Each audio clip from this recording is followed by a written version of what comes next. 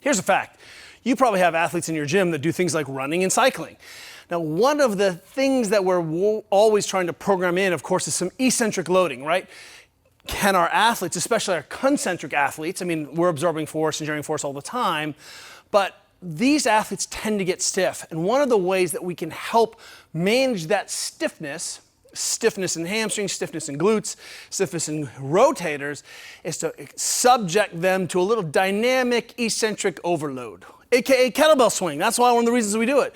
So sometimes it's not just always about how much force I can put into the ground. Of course, I always like to think that. But sometimes we program these things for our aerobic athletes, but all athletes, to help modulate stiffness after big efforts.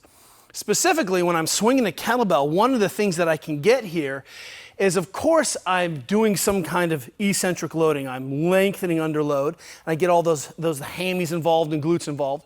But one of the things that I can do is artificially hit the brakes a little bit earlier. And so instead of sort of being relaxed and then having this big impulse kind of slap through the tissues happen, so I'm doing a Russian swing, not doing very much energy, I just, at the bottom, I have to push around. What I can do is instead say, hey, keep that glutes on, keep those quads engaged as long as you can so that that kettlebell drags me down into the position I'm after. And what ends up happening then is that I get this eccentric loading with a lot of stiffness preloaded into the tissues, which ends up doing a good job of restoring how those things articulate. Now, of course, that's a more expensive way to run.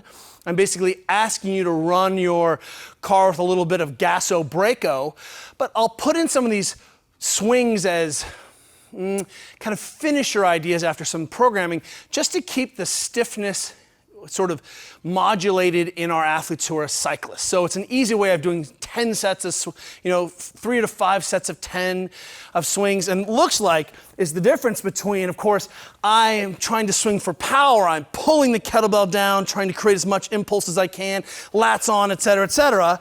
But the difference of being able to push versus waiting for the kettlebell to come down, you can see that late in that second swing, the kettlebell's dropping, butt is still squeezed as long as I can take it.